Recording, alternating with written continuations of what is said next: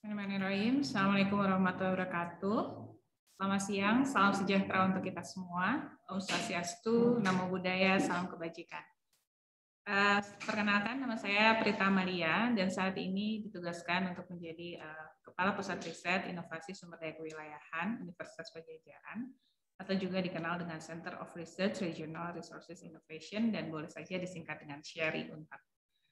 Pada hari ini saya ingin mengucapkan terima kasih dan juga apresiasi kepada Dekan Sekolah Pasca Sarjana Universitas Padjadjaran yang telah memberikan kesempatan bagi kami untuk berkontribusi pada acara We Are in the Grad School, Wednesday about Research and Innovation in Graduate School, yang merupakan salah satu program di Sekolah Pasca Sarjana Universitas Padjadjaran.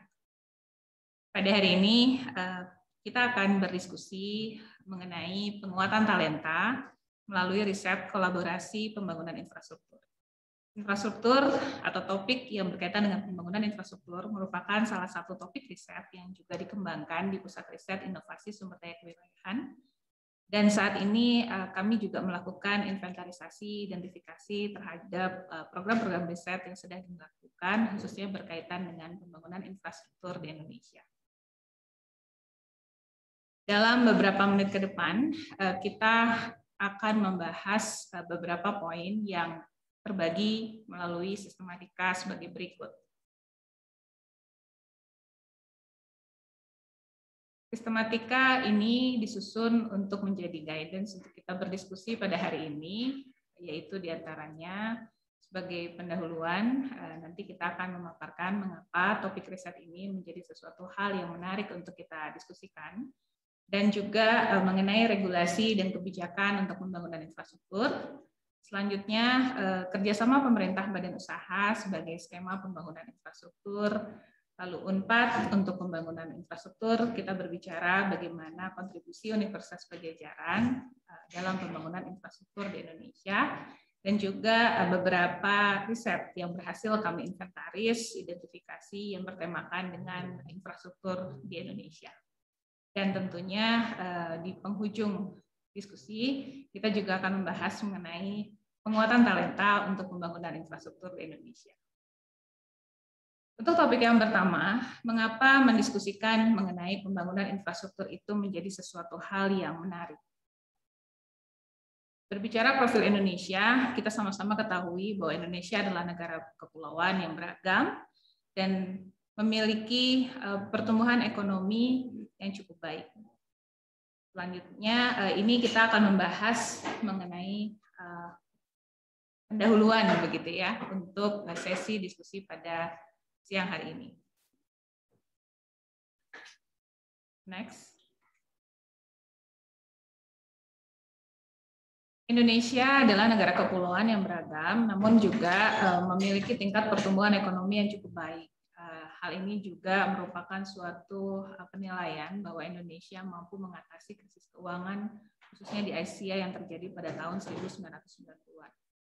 Berbagai tulisan artikel juga menilai bahwa Indonesia mampu mempertahankan pertumbuhan ekonomi yang konsisten, walaupun sama-sama kita ketahui kondisi pandemi ini juga berdampak kepada pertumbuhan ekonomi Indonesia. Namun Indonesia berhasil untuk bertahan stabil, khususnya dalam menghadapi kondisi pandemi COVID-19. Selanjutnya, kalau berbicara mengenai rencana pembangunan Indonesia, maka tentu saja kita sudah ada pada rentang waktu atau fase terakhir, yaitu 2020 sampai dengan 2024, di mana fokus pada fase ini adalah memperkuat perekonomian Indonesia, yaitu meningkatkan sumber daya manusia dan juga daya saing di pasar global. Tantangan yang dihadapi oleh Indonesia salah satunya adalah pembangunan infrastruktur, khususnya dalam mewujudkan pembangunan nasional, yaitu ketersediaan layanan infrastruktur Indonesia yang seharusnya infrastruktur ini diharapkan juga dapat meningkatkan konektivitas, menurunkan disparitas, dan juga mendongkrak pertumbuhan ekonomi. Bahkan baru-baru ini juga ada suatu penilaian yang mengatakan bahwa peningkatan atau pembangunan infrastruktur itu bisa menjadi salah satu kunci untuk pemulihan ekonomi nasional pasca pandemi COVID-19. Selanjutnya, untuk mewujudkan hal tersebut, karena tadi kita berada di dalam suatu pendapat bahwa untuk mewujudkan pembangunan nasional, maka pembangunan infrastruktur juga harus digalakan. Maka pemerintah konsisten untuk menyediakan regulasi dan kebijakan untuk mendukung pembangunan infrastruktur. Beberapa identifikasi yang dilakukan untuk regulasi dan kebijakan yang mendukung pembangunan infrastruktur diantaranya dukungan regulasi khususnya menciptakan iklim investasi yang kondusif. Investasi dan pembangunan infrastruktur merupakan dua aspek yang tidak dapat dipisahkan. Jadi saat ini Indonesia tentu saja berusaha untuk meningkatkan daya tarik investasi khususnya untuk sektor infrastruktur. Salah satunya adalah dengan diterbitkannya salah satu undang-undang yang ini cukup penting di Indonesia, yaitu Undang-Undang Nomor 11 Tahun 2020 tentang Cipta Kerja. Selanjutnya kebijakan dan regulasi khususnya di bidang kebijakan, yaitu fokus pemerintah di bidang investasi juga diwujudkan dengan merubah atau meningkatkan status Badan Koordinasi Penanaman Modal yang merupakan lembaga yang saat ini ditugaskan untuk mengkoordinasikan setiap kegiatan investasi yang di Indonesia menjadi setingkat kementerian atau yang kita kenal dengan saat ini Kementerian Investasi, Badan Koordinasi Penanaman Modal melalui Peraturan Presiden Nomor 31 Tahun 2000. Selanjutnya juga Undang-Undang Cipta Kerja atau Undang-Undang 11 Tahun 2020 juga menjadi dasar pembentukan lembaga pengelola investasi, yaitu suatu lembaga yang diberikan tugas untuk mengelola investasi pemerintah berdasarkan Undang-Undang Cipta Kerja, atau ini juga dikenal dengan konsep Sovereign Wealth Fund. Dan di Indonesia ini sudah berdiri, salah satunya atau dikenal dengan Indonesia Investment Authority atau sebut saja INA. Dan salah satu fokus yang memang ditugaskan kepada INA ini yaitu adalah bagaimana INA selanjutnya dapat mendukung pembangunan infrastruktur di Indonesia. Karena salah satu sektor yang memang diprioritaskan dalam pembangunan infrastruktur adalah sektor transportasi untuk bisa diwujudkan oleh atau dibantu oleh Indonesia Investment Authority. Selain itu juga sudah dari beberapa tahun yang lalu Indonesia menetapkan proyek strategis nasional dan saat ini kita ada di dalam fase sudah melakukan perubahan ketiga untuk proyek strategis nasional ini melalui Peraturan Presiden Nomor 109 Tahun 2020 di mana sudah ditetapkan 12 sektor yang masuk ke dalam proyek strategis nasional atau biasa disingkat dengan. Selanjutnya, dukungan infrastruktur yang tentu memberikan suatu dampak positif untuk peningkatan daya saing perlu didukung dengan cepat. Indonesia saat ini masih di dalam peringkat yang di bawah negara-negara anggota ASEAN lainnya untuk pembangunan infrastruktur. Sehingga ini sejak kepemimpinan Presiden Joko Widodo, pembangunan infrastruktur menjadi fokus pemerintah yang utama, khususnya untuk meningkatkan daya saing. Namun tentu saja adanya suatu keterbatasan dalam penyediaan layanan infrastruktur ini memerlukan adanya skema alternatif pembiayaan infrastruktur untuk mengakselerasi pembangunan. Maka PPP atau yang biasa dikenal dengan Public Private Partnership dinilai sebagai salah satu skema yang bisa menjadi alternatif di mana keterlibatan swasta juga dalam pembangunan infrastruktur. Atau di Indonesia ini dikenal dengan skema kerjasama pemerintah badan usaha atau KPBU. Dan ini saat ini dasar hukumnya berdasarkan Peraturan Presiden Nomor 38 2015 tentang kerjasama pemerintah badan usaha yang merupakan dasar hukum utama untuk pelaksanaan kerjasama pemerintah badan usaha di Indonesia. Walaupun juga selanjutnya nanti ada berbagai regulasi atau dasar hukum yang harus diperhatikan untuk kerjasama pemerintah badan usaha di Indonesia.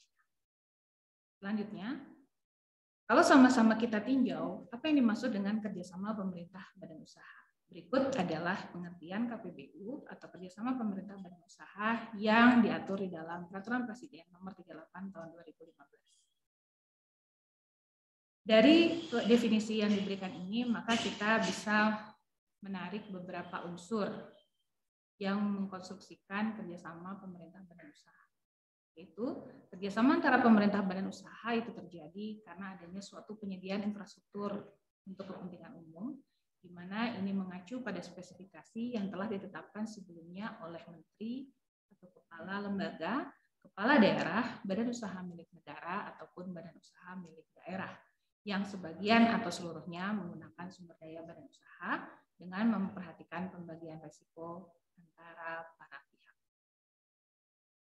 Kata-kata yang ditebalkan tersebut sengaja dilakukan untuk memberikan penekanan, setidaknya unsur-unsur inilah yang ada atau mengkonstruksikan kerjasama pemerintah badan usaha.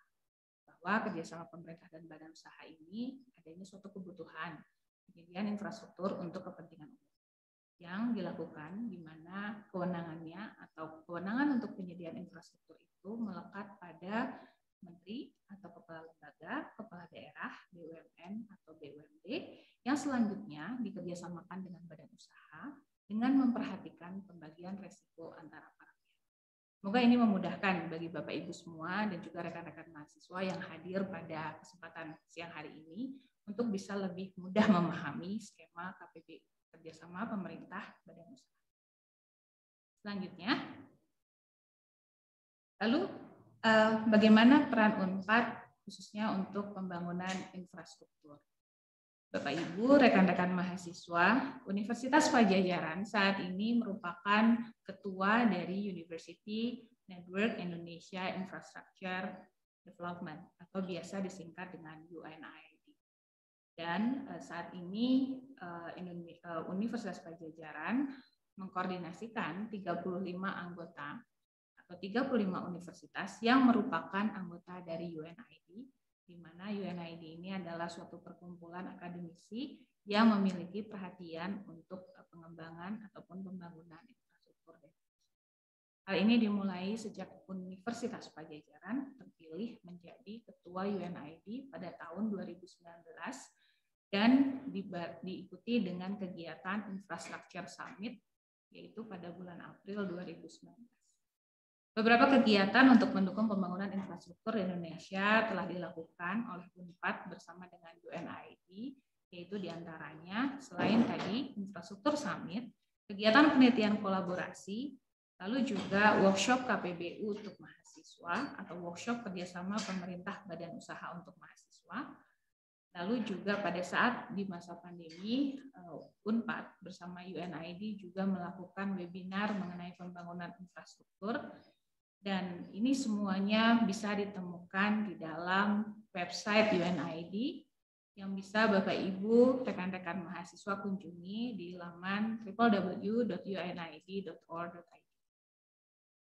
Jadi riset-riset mengenai pembangunan infrastruktur yang dilakukan di UNPAD ini juga selaras dengan posisi UNPAD sebagai ketua dari UNID, di mana juga keterlibatan akademisi yang memiliki fokus pada riset pembangunan infrastruktur dikolaborasikan melalui wadah UNID dan juga UNPAD sebagai ketua UNID sejak tahun 2019. Selanjutnya, Pusat Riset Inovasi Sumber Daya dan Kewilayahan UNPAD melakukan identifikasi dan inventarisasi terhadap beberapa riset yang sudah dilakukan untuk pembangunan infrastruktur di Indonesia.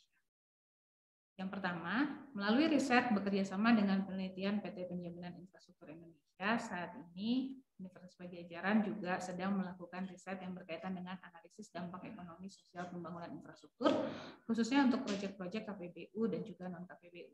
Namun dalam penelitian ini kami mengambil sampel 3 sampel proyek infrastruktur, yaitu 2 untuk proyek infrastruktur yang dilakukan dengan KPBU dan 1 yang non-KPBU. Untuk 2 proyek KPBU, diantaranya yang sedang kami lakukan yaitu untuk proyek Palaparing untuk mendukung revolusi industri 4.0 di Indonesia dan juga proyek KPBU untuk spam unggulan. Sedangkan untuk proyek KPBU yang non-KPBU yaitu adalah proyek KEK Mandalika. Selain itu, di masa pandemi tahun 2020, Universitas Padjadjaran juga berkesempatan untuk berkontribusi dalam riset mengenai kajian jaminan pemerintah atau sovereign guarantee untuk pembiayaan pembangunan infrastruktur. Jadi pada saat itu, pada saat di masa pandemi, maka beberapa lembaga juga diberikan perluasan mandat untuk bisa mendukung pemulihan ekonomi nasional. Dan saat itu juga PT PII melakukan kajian yang berkaitan dengan sovereign guarantee untuk mendukung pembiayaan pembangunan infrastruktur. Selanjutnya, saat ini juga kami sedang melakukan suatu kajian yang berkaitan dengan studi pendahuluan rumah sakit pendidikan UNPAD. Ini adalah suatu penjajakan bagaimana infrastruktur yang ada di perguruan tinggi bisa juga dikembangkan dengan skema KPBU. Apabila ini berhasil, maka rumah sakit pendidikan UNPAD ini menjadi salah satu infrastruktur perguruan tinggi yang berhasil dibangun dengan KPBU. Penelitian yang dilakukan selanjutnya adalah penelitian skema risiko LPDP, yaitu dengan judul Model Pengaturan KPBU di Era Revolusi Industri 4.0 dan Society 5.0. Ini adalah suatu skema riset yang dilakukan multi-years, dan pada tahun pertama kami melakukan identifikasi, inventarisasi terhadap berbagai dasar hukum KPBU yang ada di Indonesia dan sejauh mana prinsip pengaturannya dapat mendukung Revolusi Industri 4.0 dan Society 5.0. Temuan sementara yang dapat disampaikan adalah model pengaturan atau pengaturan KPBU yang ada di Indonesia ini perlu dilakukan penyesuaian khususnya untuk mendukung pengaturan KPBU di era Revolusi Industri 4.0 dan juga Society 5.0. Penelitian yang kami lakukan juga berkaitan dengan Undang-Undang Cipta Kerja, Undang-Undang 11 tahun 2020.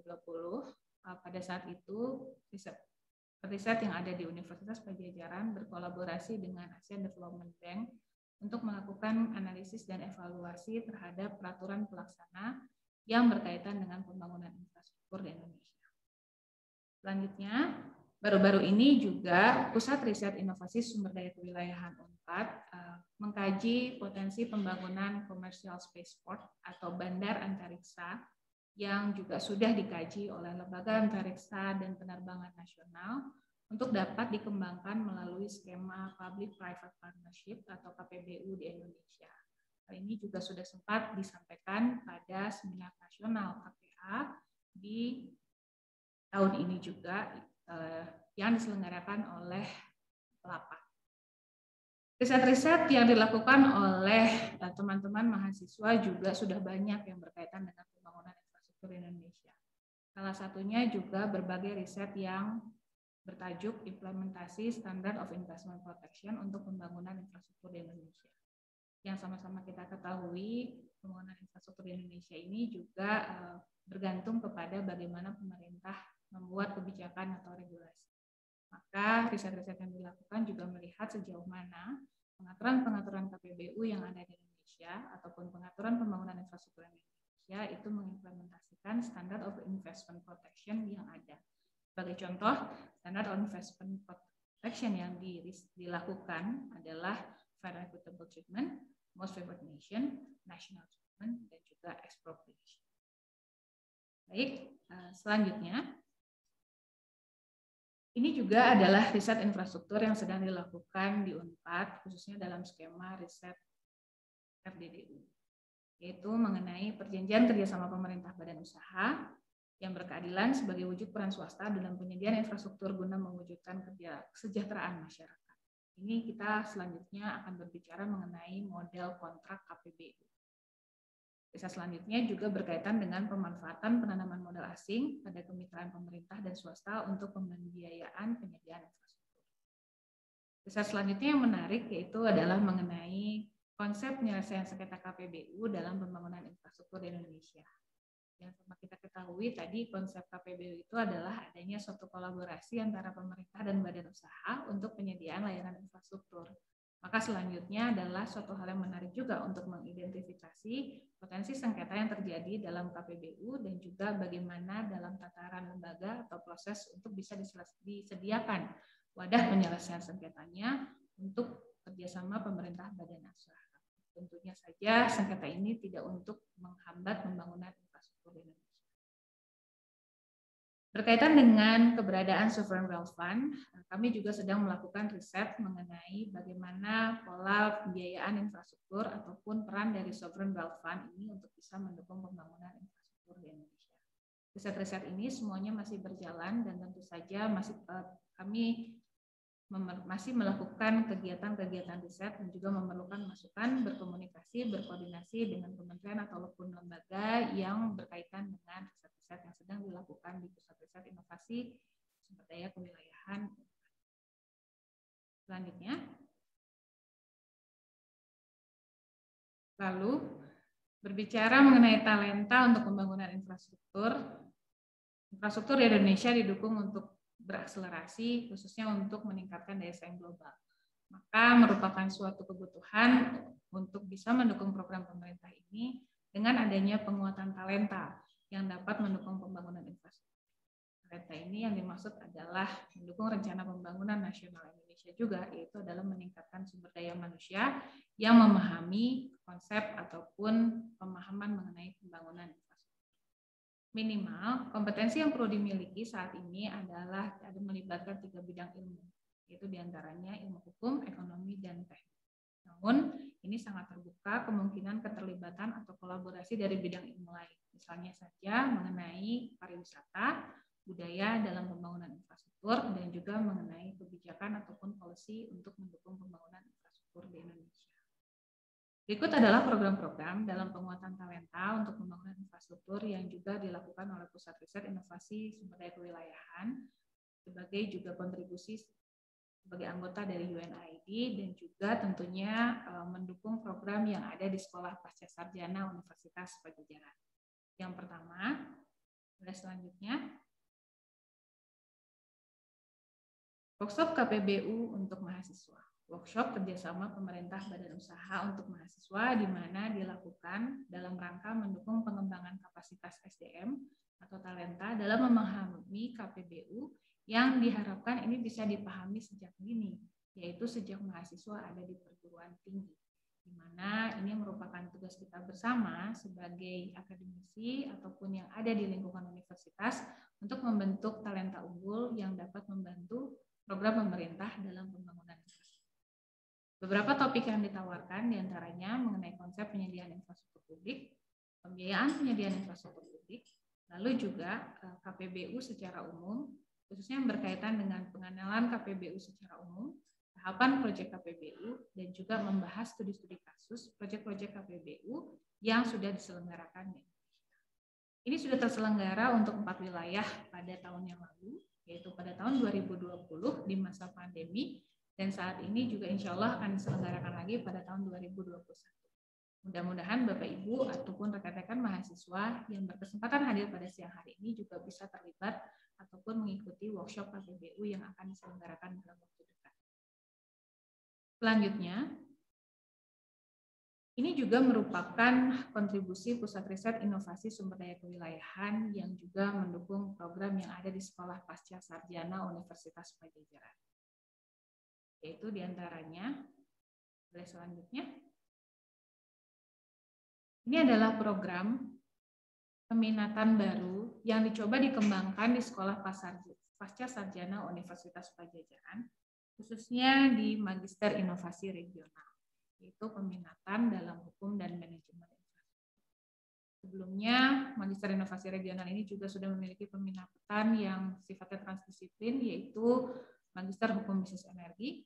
Maka selanjutnya kita mencoba mengembangkan juga melalui Pusat Riset Inovasi Sumber Daya Kewilayahan, yaitu peminatan mengenai hukum dan manajemen infrastruktur. Diharapkan dengan pendekatan transdisiplin, maka ini bisa membantu ataupun menjadi solusi pembangunan infrastruktur di Indonesia. Profil lulusan yang diharapkan pada program ataupun peminatan ini adalah ahli kebijakan pembangunan infrastruktur, ahli hukum dan manajemen infrastruktur, profesional, dan dalam proyek infrastruktur. Kira-kira rancangan kurikulum yang sudah disusun saat ini sebagai berikut.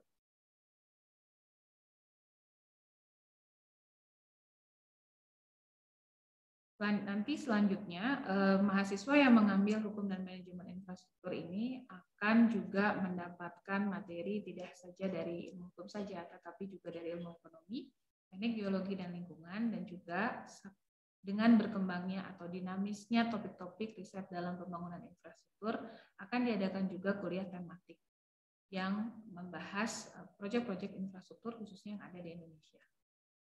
Untuk ilmu ekonomi, materi yang sudah disiapkan diantaranya manajemen proyek infrastruktur, pendanaan dan pembiayaan dalam proyek infrastruktur, model, jenis, dan konsep pembangunan infrastruktur. Yang salah satunya ini kita juga berbicara mengenai kerjasama pemerintah dan usaha. Untuk ilmu hukum, beberapa materi kuliah ataupun kurikulum yang sudah disiapkan diantaranya hukum konstruksi, hukum pembiayaan dan penjaminan infrastruktur, hukum investasi dan hukum transnasional dalam pembangunan infrastruktur, kebijakan publik dan fiskal dalam kegiatan infrastruktur, hukum pidana dalam kegiatan infrastruktur, hukum pertanahan dalam pembangunan infrastruktur, bentuk kerjasama pembangunan infrastruktur. Sedangkan di aspek teknik, geologi dan lingkungan, beberapa materi yang juga sedang siapkan diantaranya pengembangan infrastruktur berwawasan lingkungan, konsep kelayakan teknis dalam proyek infrastruktur, konsep filosofi infrastruktur berkelanjutan. Dan di akhir nanti mahasiswa juga akan disajikan dengan berbagai kuliah tematik terkait dengan pembangunan infrastruktur. Misalnya saja pembangunan infrastruktur untuk mendukung sektor transportasi ataupun pembangunan infrastruktur di sektor lainnya yang misalnya berkaitan dengan penyediaan infrastruktur untuk mendukung kegiatan minyak dan gas. Selanjutnya,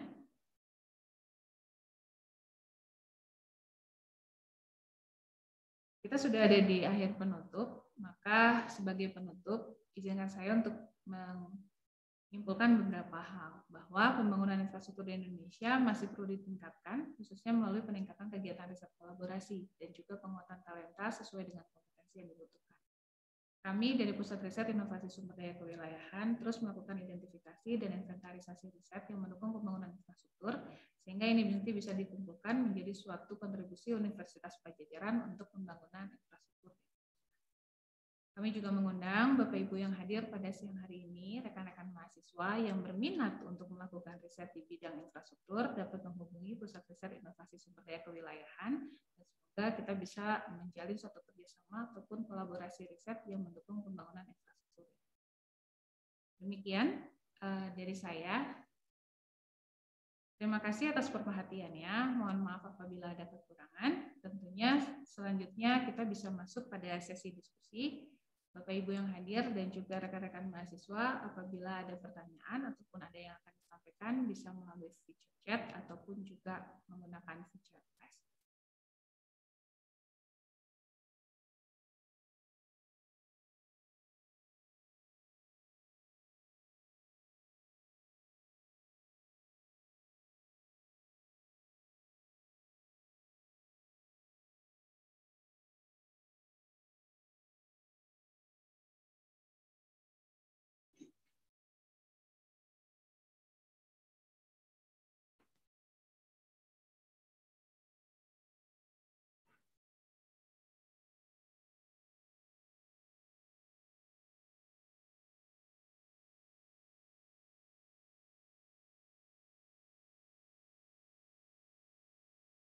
Sepertinya sudah ada yang raise hand di sini ya.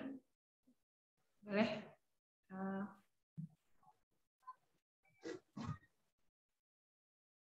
Ya, selamat siang. Selamat siang, Dok, Ibu. Izin menanggapi ya. Terima kasih, saya Ayu dari kelas kerjasama dengan Kabupaten Bogor untuk Magister Inovasi Regional.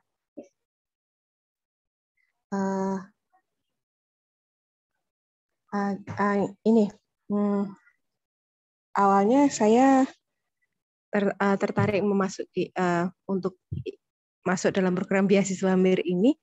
Saya cerita sedikit ya, Ibu, punya mimpi ketika saya dari Dinas Pekerjaan Umum. Saya awalnya dari memiliki mimpi ketika konstruksi saat ini, konstruksi keberlanjutan saat ini tuh tidak hanya terbatasi pada K3 saja.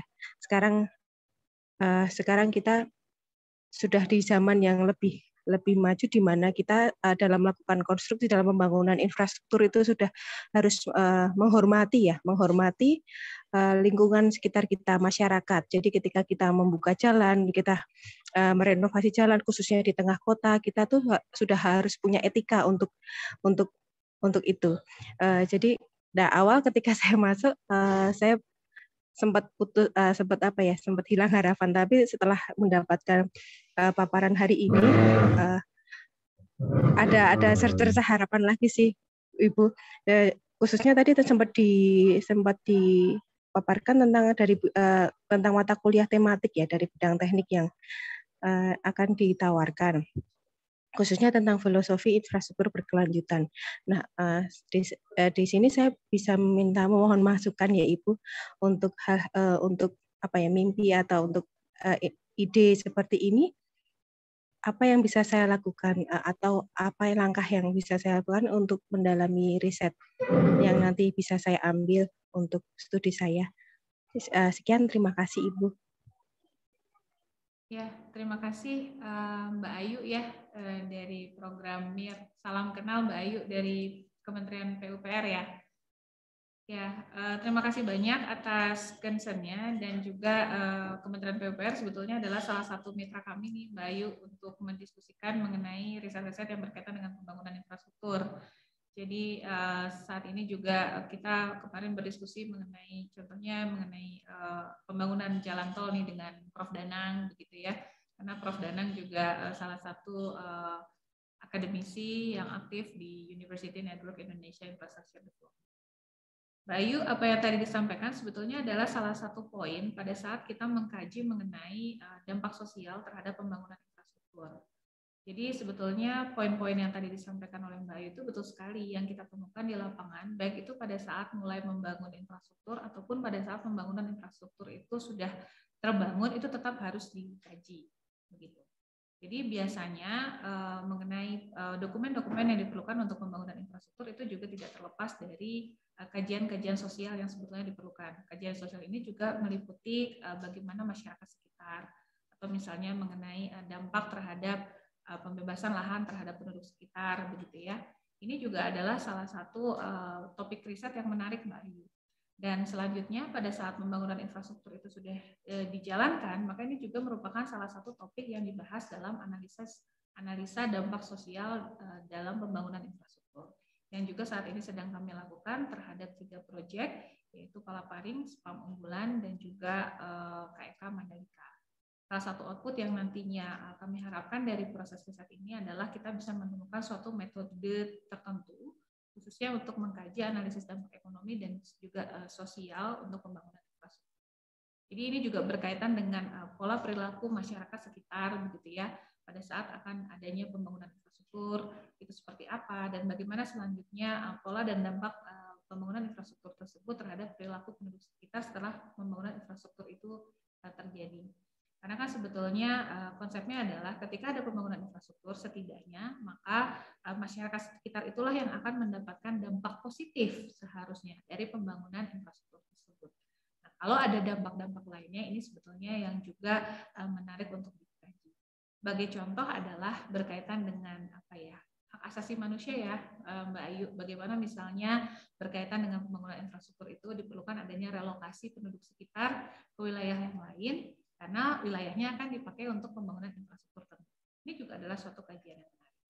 Jadi memang berbicara pembangunan infrastruktur, khususnya yang berkaitan dengan dampak sosial atau analisis dampak sosial, ini melibatkan atau memerlukan bidang-bidang ilmu lain, termasuk juga tadi mengenai aspek budaya Mbak Ayu. Aspek budaya dalam pembangunan infrastruktur yang menarik juga untuk dikaji. Kira-kira begitu Mbak Ayu, mudah-mudahan nanti ke depan kita juga bisa ngobrol lebih lanjut. Misalnya juga bagaimana pembangunan infrastruktur itu bisa mencapai pembangunan yang berkelanjutan, termasuk dukungan-dukungan terhadap sektor lingkungan ya, karena ini juga salah satu topik yang menarik, khususnya setelah adanya Undang-Undang Cipta Kerja nih, di mana kebijakan-kebijakan yang berkaitan dengan lingkungan ini juga disesuaikan begitu. Kita belum bisa melihat efektivitas atau dampaknya nih, karena undang-undangnya baru saja diterbitkan, peraturan pelaksananya juga baru saja diterbitkan. Nanti kalau sudah ada kurun waktu tertentu, maka kita bisa melihat efektivitasnya seperti apa, dampaknya seperti apa. Ya. Itu mungkin Mbak Ayu yang bisa saya respon. Mudah-mudahan nanti ke depan kita juga bisa berdiskusi lebih lanjut ya. Ya, terima kasih. Terima kasih Ibu. Terima kasih Mbak Ayu. Sehat selalu.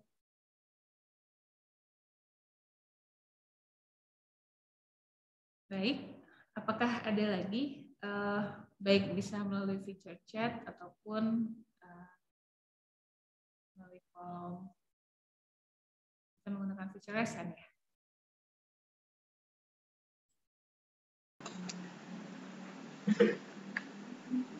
Sepertinya kalau yang ini boleh nggak nih? Bu Emma nih, Bu ya. Emma. Ya, makasih. Makasih Bu Dr. Prita. Yang ingin saya tanyakan terkait dengan apakah di pusat inovasi ini ada mahasiswa MIR itu bisa ikut berkolaborasi Bu dengan apa namanya, dengan salah satu topik riset yang tadi ditawarkan. Begitu saja mungkin. Terima kasih. Terus bagaimana istilahnya prosedurnya mungkin ya. Kebetulan sini kan banyak mahasiswa MIR juga yang mungkin tertarik kepada topik-topik tadi yang ditawarkan. Terima kasih, Bu. Ya, terima kasih Bu Emma, Ketua Program Studi Magister Inovasi Regional. Jadi Bu Emma, betul kalau hari ini kita membahas mengenai topik-topik riset yang berkaitan dengan pembangunan infrastruktur. Memang tadi tujuannya untuk kita coba tampilkan riset-riset yang sedang dilakukan adalah untuk mengundang partisipasi dari rekan-rekan mahasiswa juga kalau ada yang tertarik untuk mengkaji khususnya berkaitan dengan pembangunan infrastruktur di Indonesia. Nah, nanti prosedurnya bisa melalui Bu Emma dan juga bisa berkoordinasi langsung dengan saya. Tapi selain juga berkaitan dengan pembangunan infrastruktur, karena kita juga memiliki kerjasama dengan lembaga-lembaga khususnya di bidang migas, Bu Emma, karena kita ketahui di MIR juga ada Magister Hukum Bisnis Energi, kita juga melakukan kerjasama dengan Badan Pengatur Hilir Migas nih Bu Emma, khususnya untuk topik-topik riset yang berkaitan dengan hilir migas begitu ya. Jadi kalau boleh kami sampaikan dalam kesempatan kali ini kita juga punya beberapa topik riset khususnya berkaitan dengan cadangan BBM nasional, lalu juga pemanfaatan bersama fasilitas untuk BBM, dan juga saat ini kami sedang ada melakukan kajian mengenai metode penyelesaian sengketa hilir migas khususnya yang berkaitan dengan tugas pokok dan fungsi dari Badan Pengatur. Boleh, senang sekali Bu Emma kalau misalnya nanti ada teman-teman mahasiswa yang tertarik untuk terlibat dalam riset-riset khususnya pembangunan infrastruktur ataupun juga yang berkaitan dengan topik-topik hilir migas, boleh bisa menghubungi saya. Tadi di akhir presentasi ada email kuris atau email pusat riset, nanti bisa langsung email ke email pusat riset ataupun bisa langsung menghubungi saya ataupun juga melalui begitu ya Bu Emma. Ya, terima kasih Bu. Terima kasih Tepita.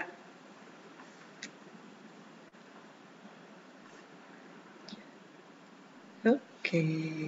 Apakah ada lagi?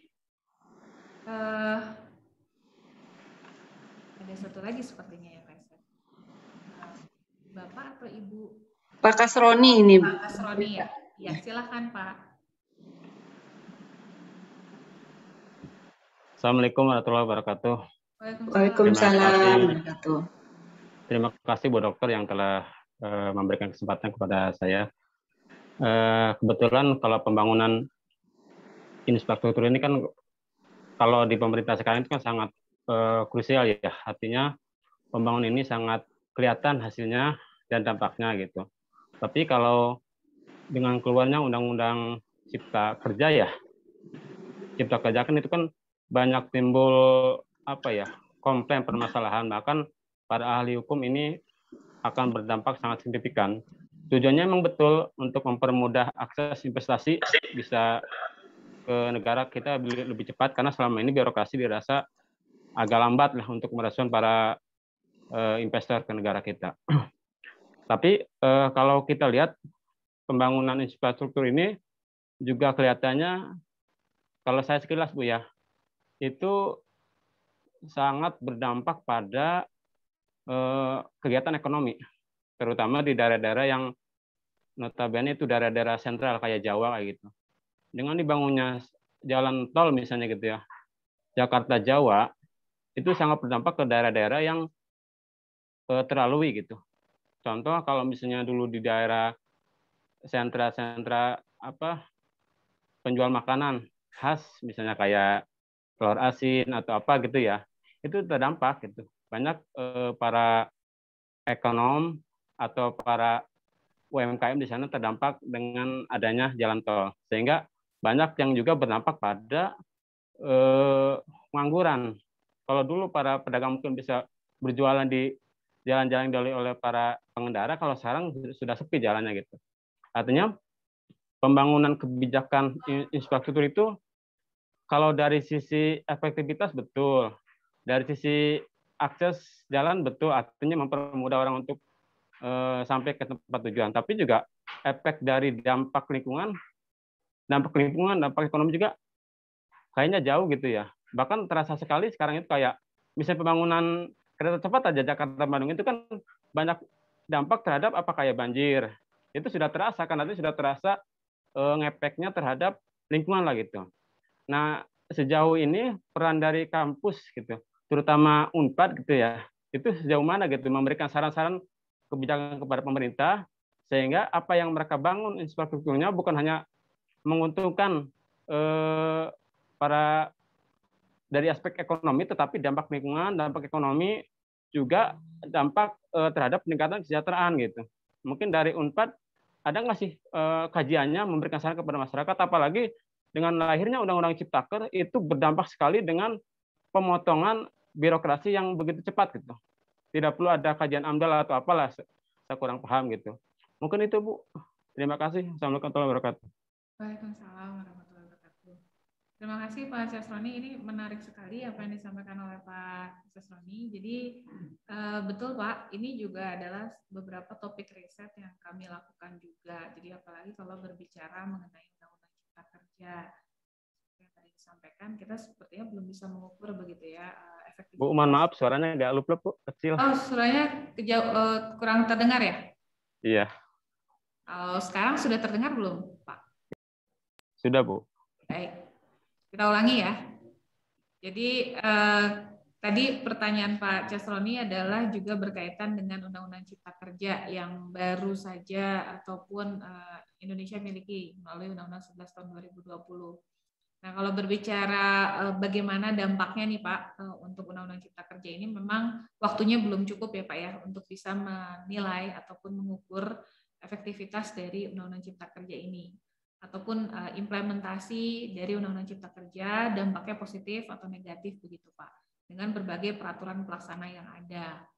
Jadi ini kami lakukan juga kajiannya Pak Casroni, itu baru sampai tahapan analisis dan evaluasi peraturan pelaksana di bawah Undang-Undang Cipta Kerja. Ini juga ada beberapa peraturan pelaksana yang berkaitan dengan pembangunan infrastruktur di Indonesia. Memang tujuannya sama-sama kita ketahui Undang-Undang Cipta Kerja itu adalah untuk penyederhanaan birokrasi, penyederhanaan regulasi dengan harapan ini dapat meningkatkan daya tarik investasi ke Indonesia begitu ya. Namun tentu ini perlu terus dikaji, perlu dikawal sejauh mana tujuan dari dibuatnya Undang-Undang Cipta Kerja itu bisa tercapai.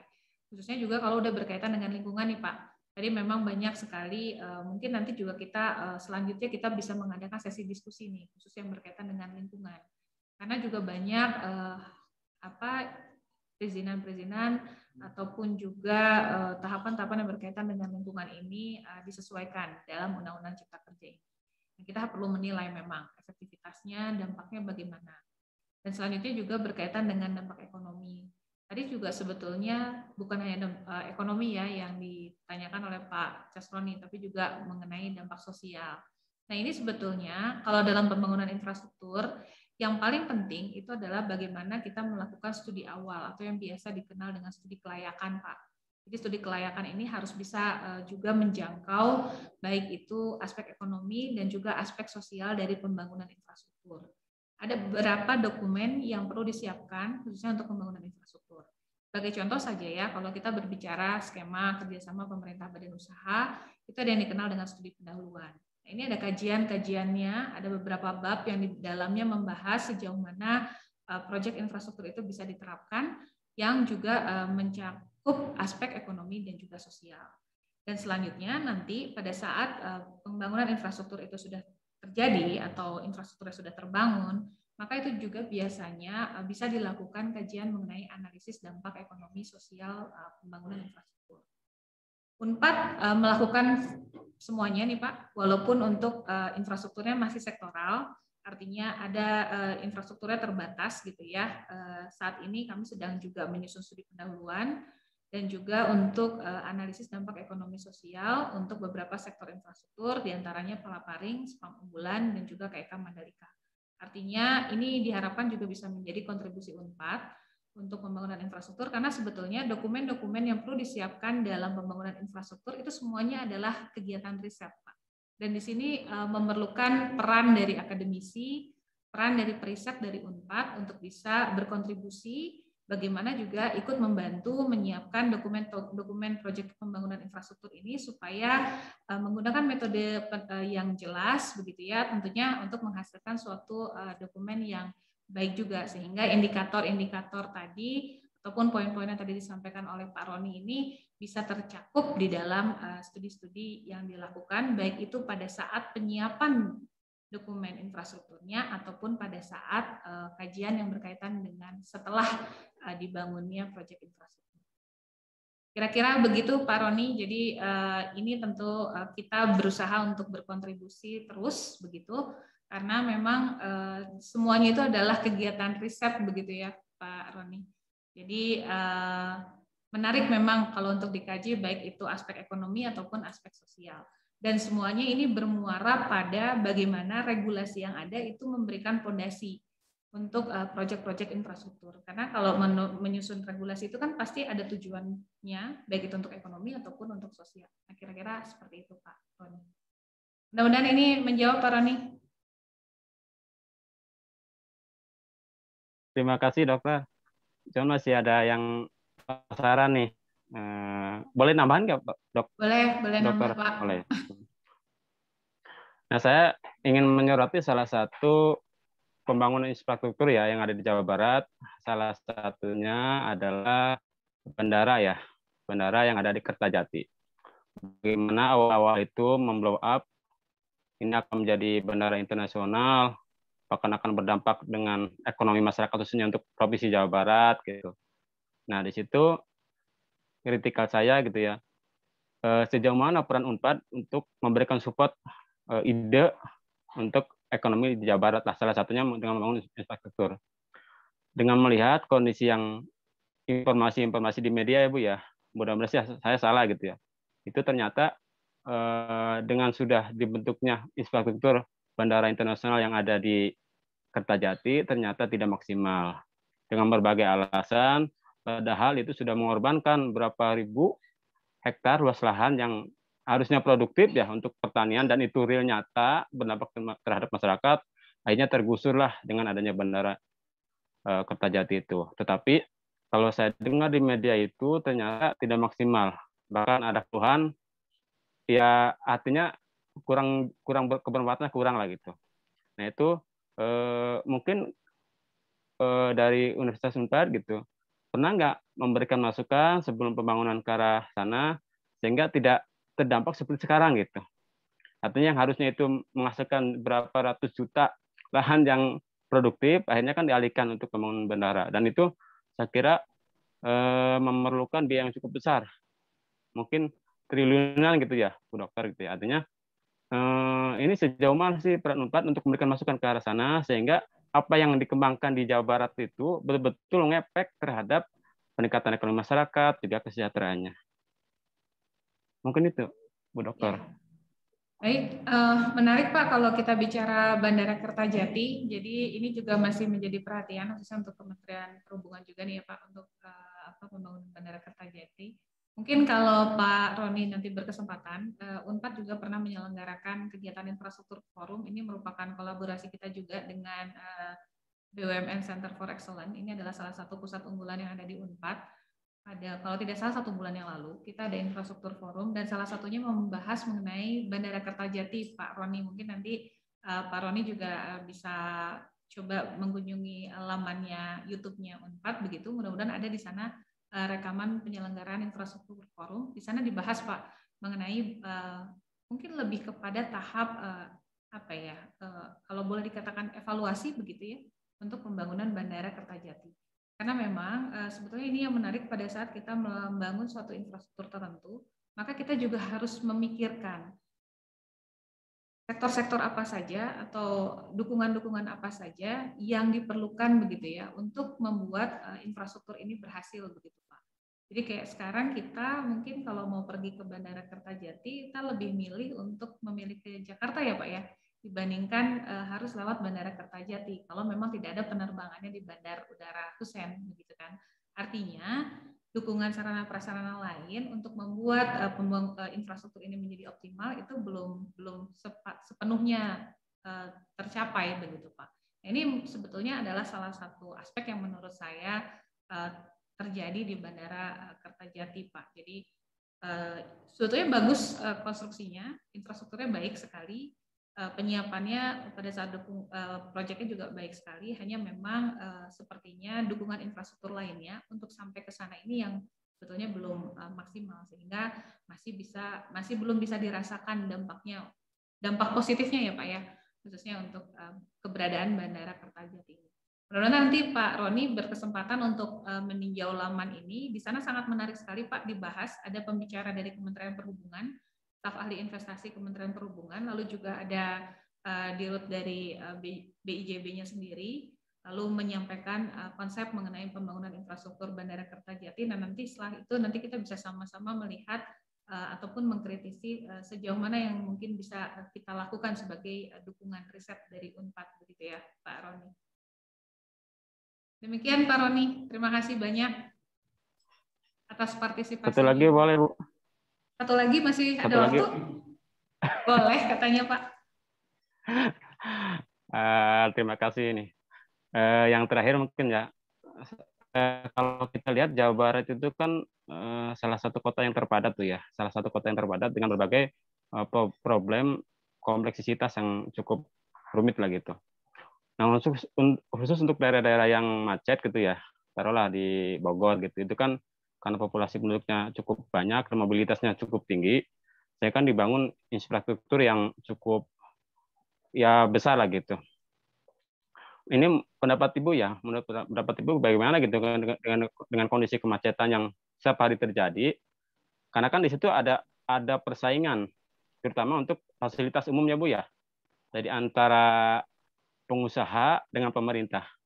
Artinya ketika pemerintah ingin memfasilitasi masyarakat dengan layanan yang mungkin semaksimal mungkin, tetapi akan berdampak terhadap transportasi yang biasa mereka lakukan, kayak misalnya angkot atau apa gitu ya. Tapi kalau nggak seperti itu, titik kemacetan akan bertambah parah.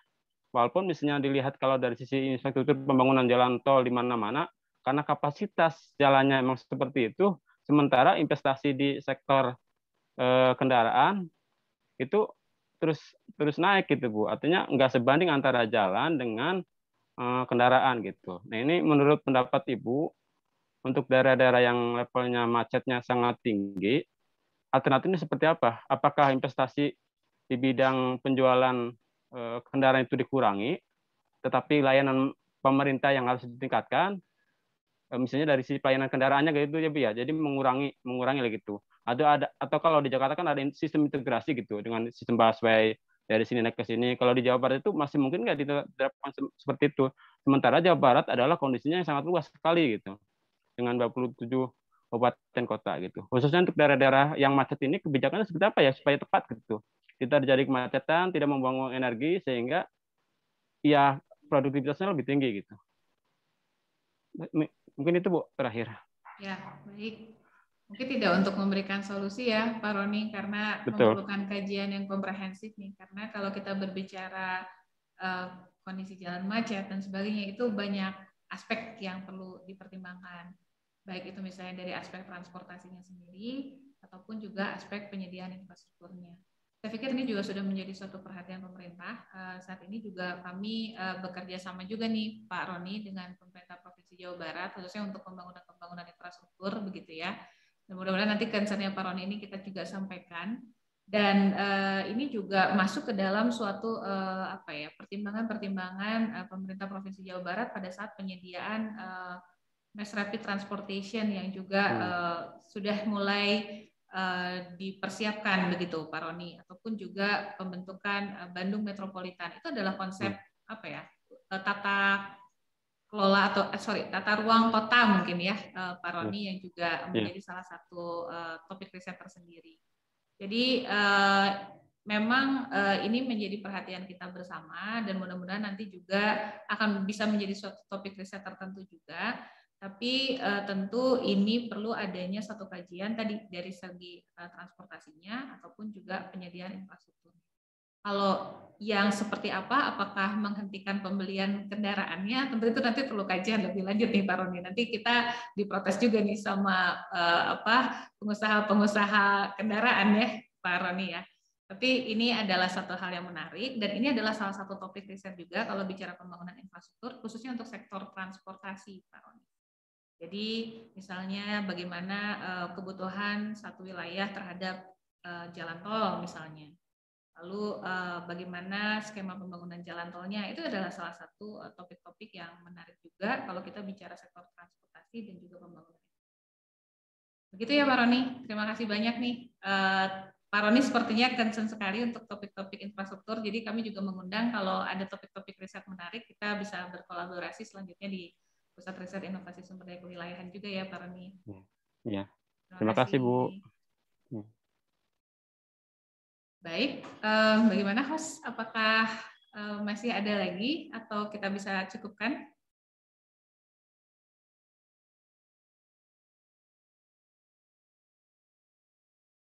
Bisa kita cukupkan?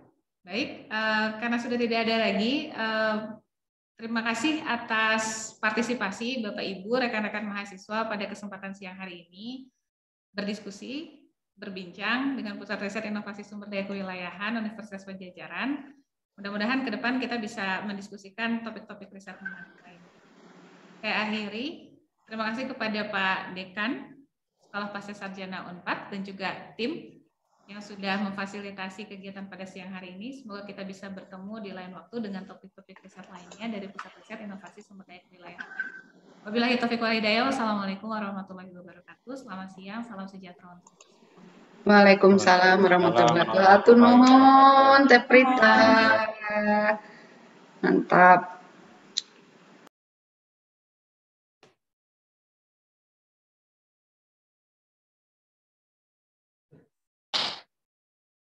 Angkel jadi penyiar kan nih.